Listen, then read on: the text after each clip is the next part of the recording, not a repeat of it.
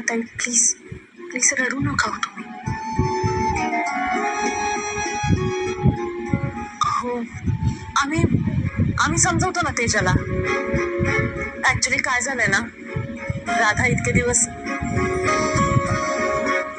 Sorry म्हणजे तुमची सानिका इतके दिवस आमच्या बरोबर होती ना, त्यामुळे आम्हाला सगळ्यांनाच लळा लागलाय हो तिचा.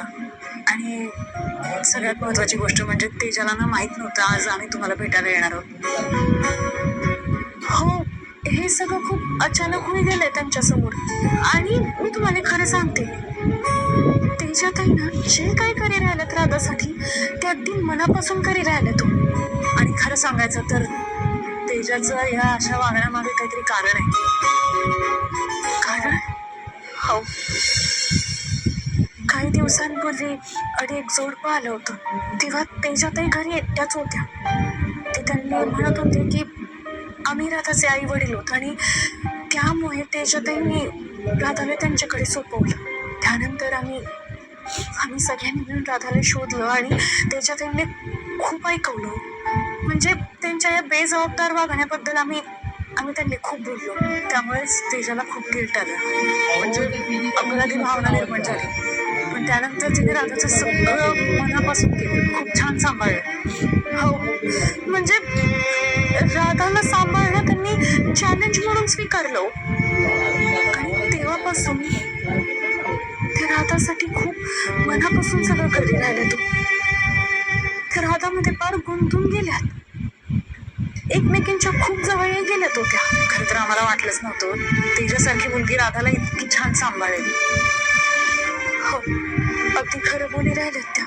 आता तर दोघींना बी एकमेकींची इतकी सवय होई गेली की एक मिनिट सुद्धा त्या एकमेकींशिवाय राहू नाही शकत. अहो पण माझी मुलगी मला कधी मिळणार आहे परत? नाही हे बघा, आम्हाला हे नाही म्हणायचं आहे की तुमची राधा म्हणजे तुमची सानिका तुम्हाला परत नाही मिळणार किंवा तुमच्याकडे परत कधीच येणार नाही. आम्हाला घाबरवायचं नाही आहे. आम्ही फक्त एवढंच म्हणतोय की हो आम्ही फक्त तुम्हाला अंदाज देतोय इथे काय घडलं. हा हो बरोबर आहे.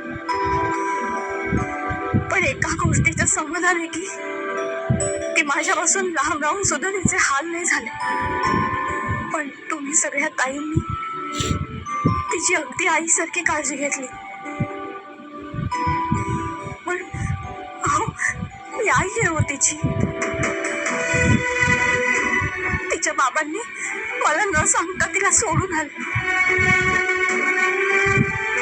पण मला माझी मुलगी हवी आहे हो.